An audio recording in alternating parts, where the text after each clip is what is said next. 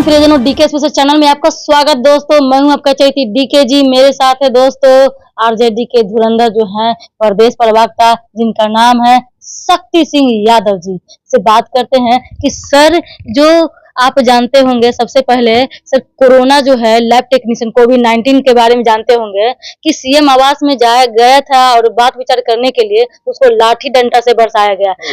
Lab technician के लिए जब आदरणीय तेजस्वी जी स्वास्थ्य मंत्री थे तो उन्होंने उन लोगों की बात को सुना था और हल करने का वचन दिया था और उस दिशा में उन्होंने एक निर्णय भी लिया था। लेकिन 17 महीने की सरकार जाने के बाद उस निर्णयों पर कुछ आगे काम नहीं हुआ। आज लैब टेक्नीशियन लोग बैठे हैं धरना पर जी, और उनकी चिर परिचित पुरानी मांग है। जो लोग इतना दिन तक काम किया उसको आप कैसे हटा सकते हो? और हम लोगों ने पहले भी कहा था कि जो लोग काम कर रहे हैं वो ट्रेंड हो चुके हैं, उनको ही मानक या ग्रेस दे करके या मानक मान करके उनको ही आप परमानेंट कर दें। और उनको परमानेंट भी नहीं किया तो निकाला भी जा रहा है। इससे निकाल दिया गया 3-3 महीना पर रिचार्ज करके निकाल दिया 3-3 महीना पर बढ़ाया, फिर निकाला गया। तो प्रधान सचिव ने भी इन विषयों पर बात रखी थी और नेता ने भी इन बातों को लेकर के पुनः एक बार संज्ञान लिया था। लेकिन लैब टेक्नीशियन आज सड़क पर आ गए हैं, दर दर की ठोकरें खा रहे हैं। हाँ, हमारी सरकार आई तो इन लोगों को हम लोग अधर में छोड़ेंगे नहीं।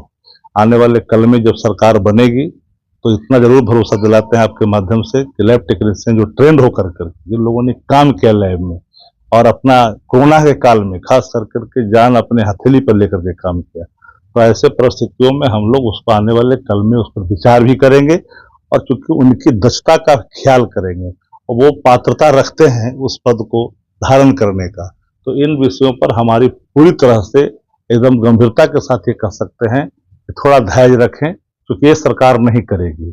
ये सरकार चाहती ही नहीं है कि जो लैब टेक्नीशियन है, जो कोरोना काल में अपना योगदान दिया है, उसको हम पुनः रखें। आप परमानेंट नहीं करते लेकिन काम तो कम से कम करने देते, लेकिन ये काम करने नहीं दे रहे हैं। कम से कम काम करने देना चाहिए था और जो लोग जिस रूप में काम कर रहे थे उनके मानदेयों को देता रहना चाहिए था। अब तो रोड पर आ गया, उनका कल क्या होगा, किसी का एक्सपायर कर जाएगा डेट, वो तो परीक्षा देने लायक भी नहीं रह पाएंगे कुछ लोग। इस परिस्थितियों में तो उनकी हालत बड़ा चिंताजनक होगा और वो जाए तो जाए कहाँ? तो उनके तो जीवन यापन का सवाल है ना।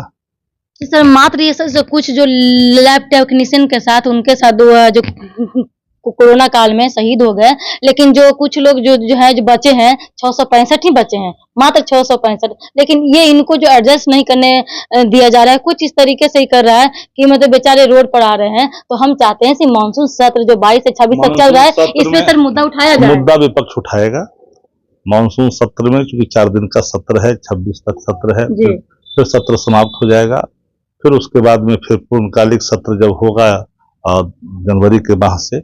लेकिन हम लोग गंभीर हैं, इस सवाल को उठाएंगे भी और लैब टेक्नीशियन के जीवन यापन का सवाल है। जो काम कर रहे थे वो काम कर देना चाहिए था और नहीं करने देगी सरकार तो हम लोग सरकार को जरूर एक बार छोड़ेंगे। सर, उन सब बीपीएससी छात्रों को क्या कहेंगे जो ओवर एज वाले के कारण अभी आएंगे, छट गए हैं और नहीं, उनका कहना कि पास होना फेल होना। बीपीएससी को तो सरकार को इस पर निर्णय लेना पड़ेगा। जो एक्सपायर कर गया जिनका डेट, तो बड़ा गंभीर सवाल है ना, वो तो सरकार को निर्णय लेना पड़ेगा। तो फिर तो बेचारा समाप्त हो जाएगा उनका सेवा। तो निश्चित तौर पर इस पर गंभीरता से काम करना चाहिए। बहुत बहुत धन्यवाद। देख रहे थे मेरे साथ थे शक्ति सिंह यादव जी, जो तमाम बातों को लेकर के चर्चा हुआ। और देखिए कि आगे क्या होता है, लैब टेक्नीशियन हो या जो है शिक्षा विभाग में जिस तरीके से घपलबाजी या क्या हो रहा है, ये तमाम बातों को लेकर के चर्चा हुआ। देखते रहिए DK channel, like share comment subscribe कीजिए दोस्तों, फेसबुक पे फॉलो कीजिए। और देखिए जैसे सर ने कहा कि सरकार एक बार सरकार मेरे आने दीजिए, सब लोगों को जो है निदान करेंगे, ये उनका कहना है। देखते रहिए।